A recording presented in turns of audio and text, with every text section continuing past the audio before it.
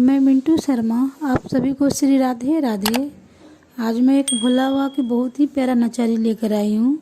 आप लोग ज़रूर सुनिएगा एक बार। जिनको अच्छा लगेगा लाइक कीजिएगा, ज़्यादा से ज़्यादा शेयर कीजिए हमारे इस चैनल को। जो फर्स्ट टाइम सुन रहे हैं उनसे निवेदन है सब्सक्राइब करना ना भूलिएगा। चलेंगे सखिया बाबा के नगरिया, चल गे सखिया बाबा के नगरिया, बाबा के नगरिया भोले के दरबार गे, भोले के दरबार गे। चल गे सखिया बाबा के नगरिया, भोले के दरबार गे, भोले के दरबार गे, बैजू के दरबार गे। चल गे सखिया बाबा के दरबार गे।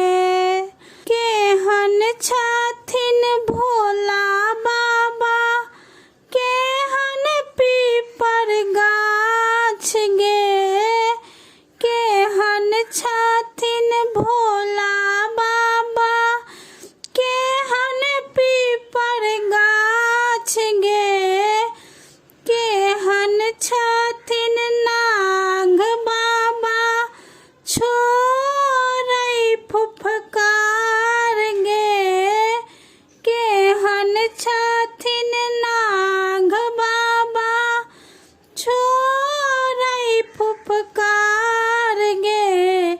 चल गे सखिया बाबा के नगरिया, चल गे सखिया बैजू के नगरिया।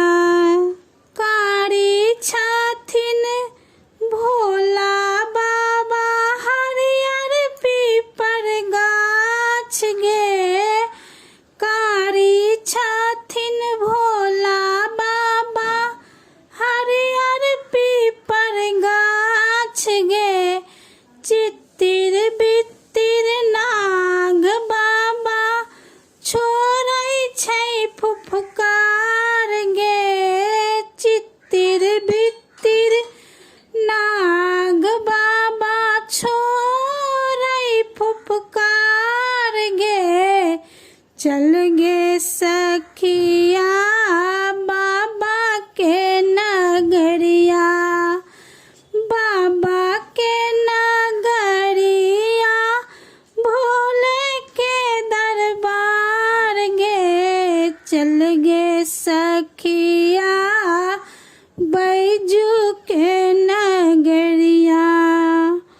कथी देथिन भोला बाबा, कथी पीपर गाछ गे, कथी देथिन भोला बाबा, कथी पीपर गाछ गे, कथी देथिन नाग बाबा, छोरै फुफकार गे, कथी देथिन नाग बाबा, छोरै फुफकार गे।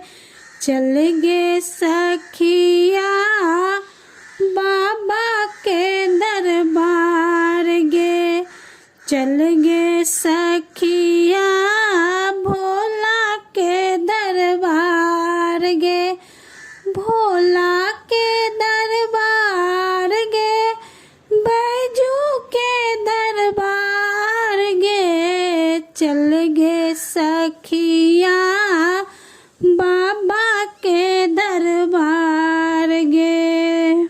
सिंदूर देथिन भोला बाबा, पुत्र पीपर गाछ गे, सिंदूर देथिन भोला बाबा, पुत्र पीपर गाछ गे।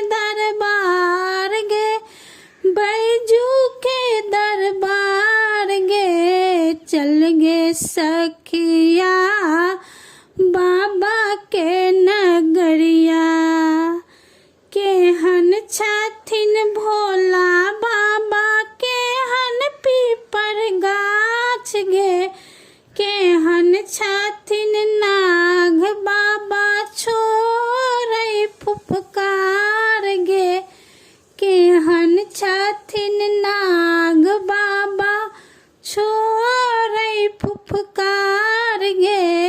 चल